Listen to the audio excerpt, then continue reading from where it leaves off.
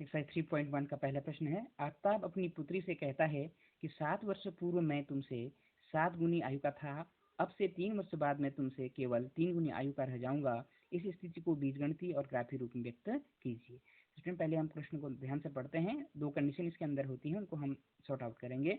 पहला है कि मान लेंगे आफ्ताब की वर्तमान आयु x और उसकी पुत्री की वर्तमान आयु y 7 वर्ष पूर्व कह रहा है, तो 7 वर्ष पूर्व आफ्ताब की आयु x-7 होगी और 7 वर्ष पूर्व बेटी की आयु y-7 होगी। 7 वर्ष पहले की बात कर रहा है।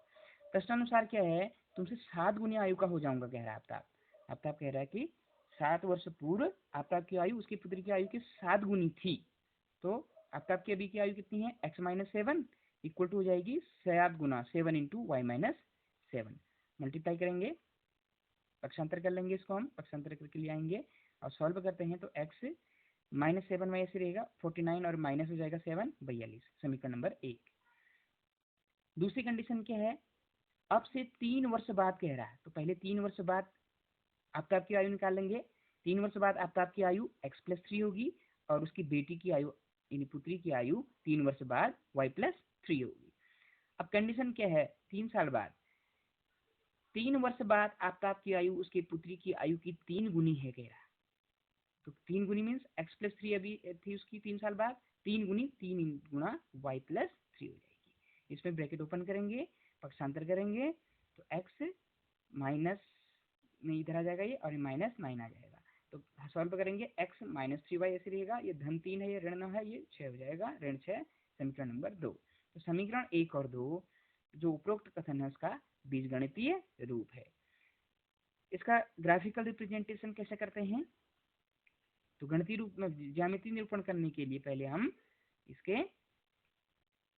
x-7 प्लस 42 इक्वल टू 0, ये समीकरण 1 आया था, यहाँ से y का मान निकालते हैं तो x प्लस 42 बराबर ये पक्षांतर होकर इधर आ गया 7y और तो ये हो जाएगा y बराबर x धन 42/7। ऐसी समीकरण 2 से भी हम y का मान निकालेंगे तो ये मिलेगा स्टूडेंट्स हमको x-6 ऐसी रहा, ये पक्षांतर होकर यहाँ आया 3y, तो y इक्वल टू x-6/3 हो जाएगा। ये हमारे पास इसकी वैल्यू आ गई। अब हम क्या करते हैं, x के मान रख करके y के मान निकालते हैं। कैसे स्टूडेंट, देखो x इक्वल टू 0 रखा हमने पहले, इसमें x की जगह 0 रखो तो 0 धन 42, 42/7, 7 के 42 6 आ जाएगा। 7 रखेंगे x की जगह, 7 रखेंगे तो 42 और 7 49, 49/7 7 49 होता है तो 7 आ गया y का मान। ऐसे ही ऋण 7 रखेंगे तो ऋण 7 करेंगे तो 35 घटा देंगे ना, 35/7, 7 35, 5 आ गया। ऐसे अब यहाँ पर भी रखिए आप x की वैल्यू, 0 रखा हमने पहले तो 0 रखेंगे यहाँ पर 0, तो ऋण 6/3, 3 दूना 6, ऋण 2 आएगा। 3 रखेंगे तो 6 में से 3 घटा के ऋण 3, ऋण 3/3, ऋण 1। यहाँ पर 6 रखेंगे, 6 ऋण 6, 0/3, 0। तो ये हमारे x और y के मान आ गए। अब इसको हम ग्राफ में कैसे दिखाते हैं, ये ग्राफ लिखे हैं, लाइन डालते हैं, ये x और x डैश एक्सिस होता है, ओरिजेंटल लाइन डालेंगे, y डैश होता है, दोनों एक दूसरे को जहाँ पर काटते हैं वो ओरिजिन होता है।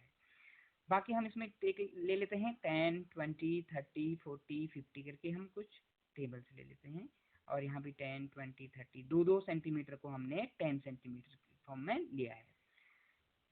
जी तो स्टूडेंट्स पहला पॉइंट हमारे पास था, देखिए यहाँ पे क्या था, आया था 0,6 आया था, तो 0 0 एक्स एक्सिस में नहीं जाना है, 6 ऊपर की ओर, वाई एक्सिस में 6 पॉइंट मतलब कितना जाएंगे हम यहाँ पे 12, 6 दूना 12, क्योंकि हमारा 2 मिलीमीटर का एक पॉइंट बन रहा है, तो ये हमारे पास चलेगी यहाँ पे 6, तो 0,6 आ गया।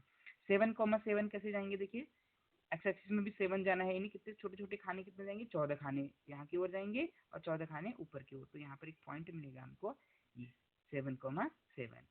तीसरा पॉइंट है -7,5, तो माइनस की ओर इधर आएंगे, 14 खाने इधर आएंगे छोटे छोटे वाले, ये इस लगभग यहाँ पे आएगा और 5 ऊपर जाना है तो यहाँ पे आएगा लगभग ये आ गया हमारा ये पॉइंट।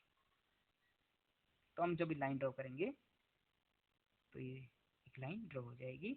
सेकेंड हमारे पास पॉइंट है 0,-2, तो 0 कहाँ पे है, देखिए 0 एक्स एक्सिस में 0 है और नीचे माइनस की ओर 2, तो यहाँ पे आएगा 0,-2। 3,-1 कहाँ पाएगा, एक्स एक्सिस में 3 इधर की ओर और -1 यानी 2 खाने नीचे यहाँ पे, तो लगभग और 3 है तो 3 दूना 6 खाने लगभग लगभग यहाँ से आएंगे, तो यहाँ पे हम पहुँचेंगे ये 3, -1 होगा ये। ऐसे ही हम 6, 0 एक्स एक्सिस में 6 जाना है और वाई एक्सिस में जाना ही नहीं है, तो 6 दूना 12, 12 लगभग लगभग यहाँ पे, तो ये 6, 0 होगा। इन तीनों को मिलाते हुए एक लाइन ड्रॉ करेंगे, तो ये लाइन हमको मिलेगी। हम देख रहे हैं दूसरे कोई लाइन्स यहाँ पर कट कर रहे हैं, जो पॉइंट्स हमको मिलेंगे। This is the graphical representation of the given condition. तो ये हमारा दिया हुआ जो प्रॉब्लम था उसका ज्यामितीय निरूपण दो समीकरण के रूप में हम कर सकते हैं। और हम देखेंगे जहाँ पर ये दोनों एक दूसरे को कट कर रहे हैं, हम आंसर भी निकाल सकते हैं इसका।